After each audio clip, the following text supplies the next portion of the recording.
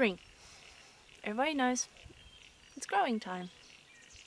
And if you don't have a lot of money, it's making cuttings time. So we're going to go to an abandoned orchard and go and get a whole lot of fig cuttings.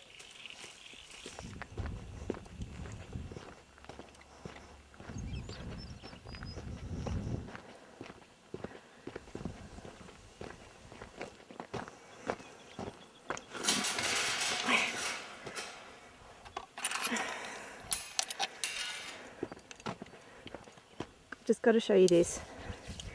This is a wombat track. Dum dum dum dum dum. So his hole's there. It's like this big ass deep wombat hole. Then he just goes dum dum dum dum under the fence, straight out to lunch. As many oats as you can eat. There's a little mama lamb. And 2 baby lambs. Obviously not too excited about me being here. That's alright. Oh, hey everybody. Morning. Oh, gotta love spring. Anyway, I'm becoming distracted. It's the orchard. I don't know where the house used to be. I think there maybe. Oh, rabbits. Oh, seems everybody's down there in the shade. Jesus, there's thousands of sheep in there. This is all apple trees, I think, mostly, and plum trees. And over there's a whole lot of other things in flower, which if I knew more about this sort of thing, I would be able to tell you what they were. Ooh. Hello. Part of the reason I'm doing this, apart from the fact that it's next door and it's free, is that this is local growth. I know that this works in this region. I know that this is frost tolerant. I know that the size of that trunk, it's obviously snow tolerant as well. And I know that this tree will very most likely, with very little attention, like this one's had for the last 100 years probably, grow really well on our land. It's a little bit late in the season to be doing this right now, but for the purposes of demonstration. Look, it's a little fig. And there's the fig leaf that we know so well from sculptures of men's groins. Okay, so from what I've been taught, you want to take the cutting here. Meant to follow the wrinkle. Make sure you get something sharp to do it with, obviously. Yay! And there's your fig cutting. I actually find these old orchards really comforting. If all that's left of my family in 100 years' time is a big circle of fruit trees that are still producing kick-ass figs and providing somewhere warm for the animals to shelter under, it's not such a bad worst-case scenario. I could go with that. We have our fig cuttings. We have thanked our fig tree. Thank you, Mrs. Fig Tree. It's obviously time to go home. Before they're planted, most cuttings have a growth hormone. They have a growth hormone that they're dipped in. You can buy these preparations from nurseries and pretty much everywhere. But they're not the sort of thing I would like to drink, and our sort of principle is if you wouldn't drink it yourself, don't feed it to your plants. Fortunately, nature's there ahead of us and has created the willow tree, which is pretty much a medicine chest, but apart from everything else, its leaves have a growth hormone in them, and you can use them to make growth hormone to dip cuttings in. What you need to do is get some willows.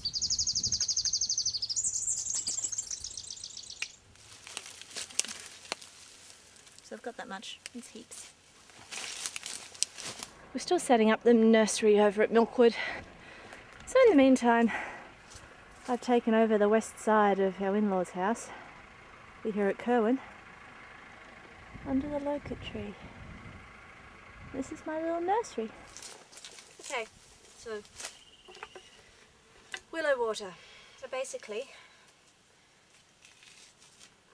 strip the branches and then just pretend it's parsley.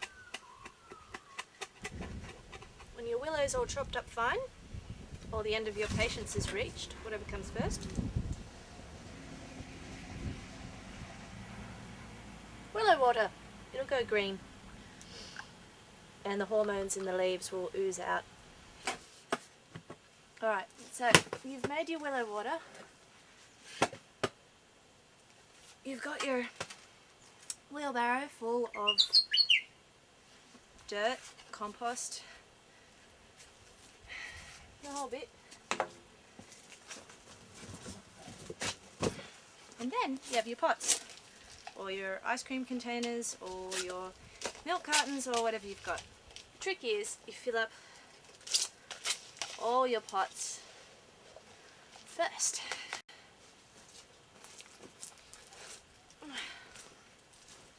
Ta-da! Okay, so willow water, cuttings, secateurs, scissors, whatever you got, and the all important stick, very important. So we have all our bits, and we take our first cutting. This cutting actually already has a little fig on it. We don't actually want them because we want the cutting to put all its energy into creating roots, not fruit, at least for a year. Okay, so you cut it on as much of an angle as you possibly can, beneath a heel, or one of those knobby node bits. Lovely. And then you need to scrape up just a bit of the cutting until you hit the green wood, just in a couple of places just below where it's going to be in the ground. It must stimulate root growth or something, or root growth perhaps. Perhaps you'll grow a root, who knows. Okay, take your trusty stick and make a hole in the pot for the cutting to go in, so that when it has its willow water on it, it doesn't all come off when it pushes through the dirt.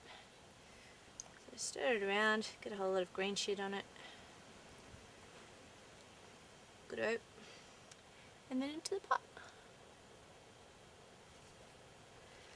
Press it down firmly. And that, my friends, is a fig tree. And there they are, all safe as houses. This is my little nursery. They're poplars. They're dead. They're figs and cherries and quinces and apples and more figs and locusts from this big tree right here.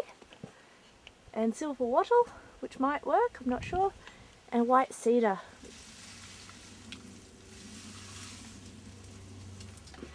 Lastly, you don't need your own abandoned orchard to be able to do this.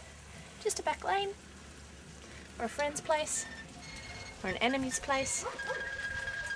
It's only a couple of cuttings.